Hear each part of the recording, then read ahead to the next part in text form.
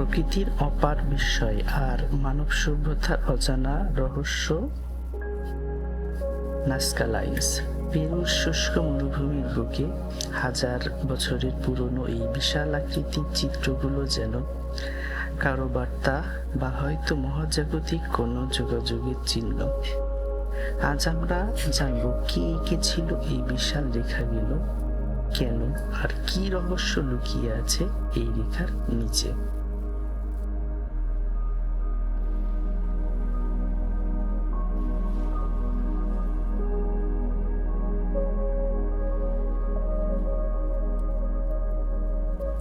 Nazca lines দক্ষিণ আমেরিকার Peru দেশের এক বিস্তীর্ণ মরুভূমিতে অবস্থিত। এই লাইনগুলো মূলত বিশাল বিশাল আকারের জিওগ্রাফিক্যাল চিত্র, যাকে বলা হয় জিওগ্লিফ।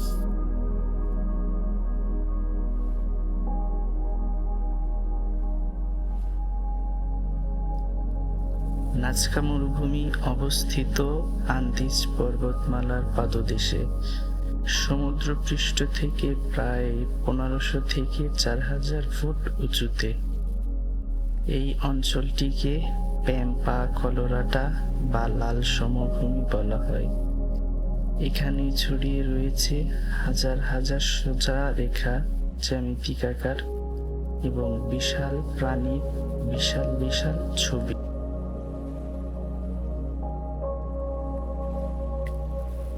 নাজকা লাইন্স প্রথম বিশ্বব্যাপী পরিচিতি পায় 1920 সালের দিকে, যখন বিমানে করে কিছু পাইলট এই রেখাগুলোর উপর দিয়ে উড়ে যাচ্ছিলেন। উপর থেকে দেখেই প্রথম বোঝা যায় এই রেখাগুলো শুধু লাইন নয়, বরং এগুলো অনেক বড় বড় চিত্র। পরবর্তীতে 1930-এর দশকে বিজ্ঞানী পল কসক এবং মারিয়া রাইকে এই রেখাগুলো নিয়ে গবেষণা শুরু করেন। মারিয়া রাইকে আজীবন এই রেখাগুলো সংরক্ষণ ও গবেষণার জন্য নিজেকে উৎসর্গ করেন। মারিয়া রাইকে ছিলেন নাজকা লাইন্সের একনিষ্ঠ গবেষক। তিনি প্রায় 50 বছর ধরে এর রক্ষণাবেক্ষণ এবং গবেষণায় নিয়োজিত ছিলেন। পাইলট পল কসক যখন আকাশ থেকে এগুলো দেখেন, তিনি বললেন, "This is the largest astronomy book in the world."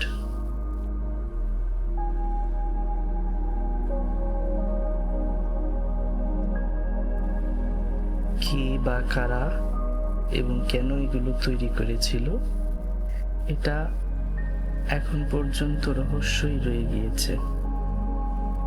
অনেকে মনে করেন এটি ছিল প্রাচীন নাজকা জনগণের ধর্মীয় বা আধ্যাত্মিক রীতি। তারা হয়তো এই রেখাগুলোর মাধ্যমে দেবতাদের উদ্দেশ্যে কোনো বার্তা দিতে চেয়েছিল। কেউ কেউ মনে করেন এগুলো জ্যোতির্বিজ্ঞানের সঙ্গে সম্পর্কিত, অর্থাৎ বিভিন্ন নকশা হয়তো সূর্য, চাঁদ বা গ্রহের গতিপথ নির্দেশ করত। আবার অনেকেই মনে করেন এগুলো ছিল জল আহরণের রুট বা মানচিত্র, কারণ নাজকা মরুভূমি ছিল খুব শুষ্ক অঞ্চল। তবে সবচেয়ে বিতর্কিত মত হলো এগুলো ভিন্ন গ্রহের প্রাণীদের তৈরি বা তাদের যোগাযোগের উদ্দেশ্যে বানানো হয়েছিল, কারণ এত বড় এবং নিখুঁত নকশা কেবল উপর থেকে দেখলে বোঝা যায়।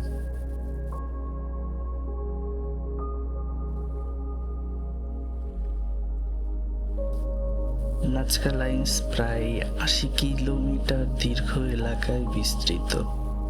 এখানে প্রায় 800 সোজা লাইন, 300 জ্যামিতিক আকৃতি এবং 70টিরও বেশি প্রাণী ও উদ্ভিদের চিত্র রয়েছে।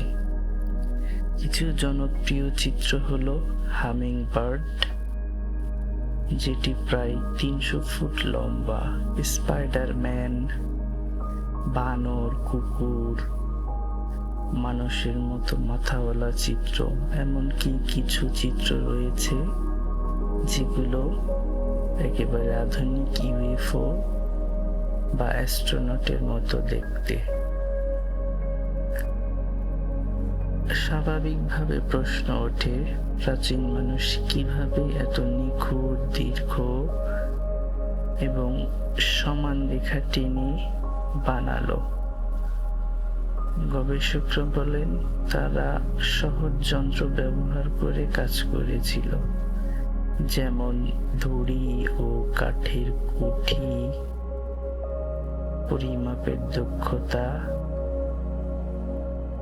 এবং এই কাজে হাজার হাজার মানুষ দিনের পর দিন মিলে কাজ করেছে এমনটাই মনে করা হয়।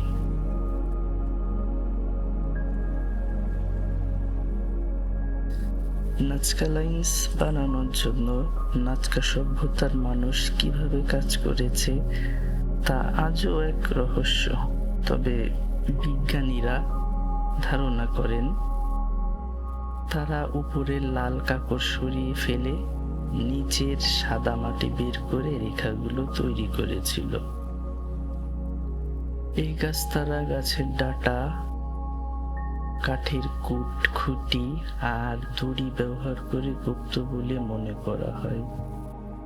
কিন্তু এত বিশাল বিশাল চিত্র কিভাবে তারা মাটিতে বসে তৈরি করলো, এটাই এক বিশাল প্রশ্ন।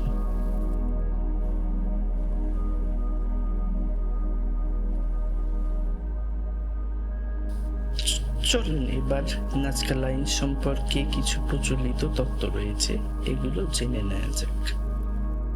জ্যোতির্বিদ্যা বিষয়ক তত্ত্ব। অনেক গবেষক বলেন এই রেখাগুলোর মধ্যে অনেকগুলো রেখা বিভিন্ন নক্ষত্র, সূর্যোদয় বা সূর্যাস্তের সঙ্গে মিলে যায়। মারিয়া রাইকে এটিকে একটি বিশাল জ্যোতির্বিদ্যা বিষয়ক ক্যালেন্ডার মনে করতেন। ধর্মীয় বা আচারমূলক তত্ত্ব। নাজকা সভ্যতার মানুষ হয়তো দেবতাদের উদ্দেশ্যে এই চিত্র তৈরি করেছিল যারা আকাশে থাকেন, কারণ উপর থেকে দেখতে পায় এই চিত্রগুলো। এ কারণেই এই চিত্রগুলো এমনভাবে তৈরি করা হতে পারে, যা এক ধরনের উপাসনার মাধ্যম। জলবায়ু তত্ত্ব। অনেকে বলেন এই চিত্রগুলো বানানো হয়েছিল বৃষ্টির দেবতা বা পানির দেবতার উদ্দেশ্যে। নাজকা মরুভূমি খুবই শুষ্ক ছিল, তাই পানির গুরুত্ব ছিল অপরিসীম। ইউএফও বা এলিয়েন বিষয়ক তত্ত্ব। আধুনিক সময়ে অনেক থিওরিস্ট বলেন এত বড় নিখুঁত চিত্র শুধু এলিয়েনদের দ্বারাই সম্ভব। বিশেষ করে কিছু রেখা দেখতে একেবারে রানওয়ের মতো বা ইউএফওর মতো রয়েছে।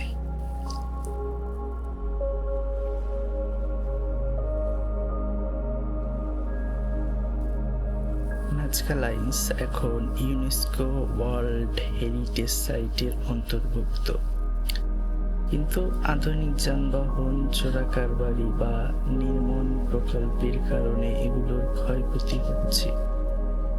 2018 সালে এক ট্রাক চালক ভুল করে এই রেখাগুলোর উপর দিয়ে চলে যান, ফলে একটি চিত্রের ব্যাপক ক্ষতি হয়। স্থানীয় সরকার ও আন্তর্জাতিক সংস্থাগুলো এই বিস্ময়কর কীর্তিকে রক্ষা করতে বিভিন্ন পদক্ষেপ নিচ্ছে।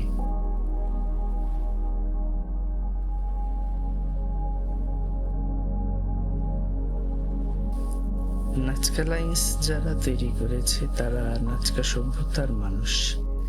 এই সভ্যতা 200 খ্রিস্টপূর্ব থেকে 600 খ্রিস্টাব্দ পর্যন্ত বিস্তৃত ছিল। নাজকা সভ্যতার মানুষ চমৎকার মৃৎশিল্প ও বস্ত্র তৈরি করত। তাদের সমাজে ধর্মীয় আচার, জ্যোতির্বিজ্ঞান এবং প্রকৃতির সাথে গভীর সম্পর্ক ছিল। নাজকা লাইন ছিল তাদের সাংস্কৃতিক প্রতিচ্ছবি। নাজকা লাইন্স এক আশ্চর্য রহস্য, ইতিহাসের এক নীরব সাক্ষী। আজও এগুলো নির্মাণের সঠিক উদ্দেশ্য, নির্মাণ পদ্ধতি আর নিয়ে গবেষণা চলছে। আপনি যদি পেরুতে যান তবে অবশ্যই একবার ইতিহাসের এই আশ্চর্য রহস্য ঘুরে দেখে আসবেন। প্রশ্ন থেকে চাই, কে বা বানালো এই বিশাল বিশাল রেখাগুলো? কেনই বা বানানো হলো? এর উত্তর হয়তো আছে সময়ের গর্ভে, অথবা আমাদের কল্পনার সীমানার বাইরে।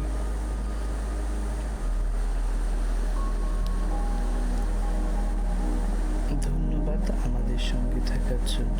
এই ধরনের রহস্যময় বিষয় জানতে আমাদের চ্যানেলটি সাবস্ক্রাইব করতে ভুলবেন না। আর হ্যাঁ, ভিডিওটি ভালো লাগলে একটি লাইক দিয়ে আপনাদের মতামত জানান কমেন্টে। আবার দেখা হবে নতুন কোনো রহস্যে।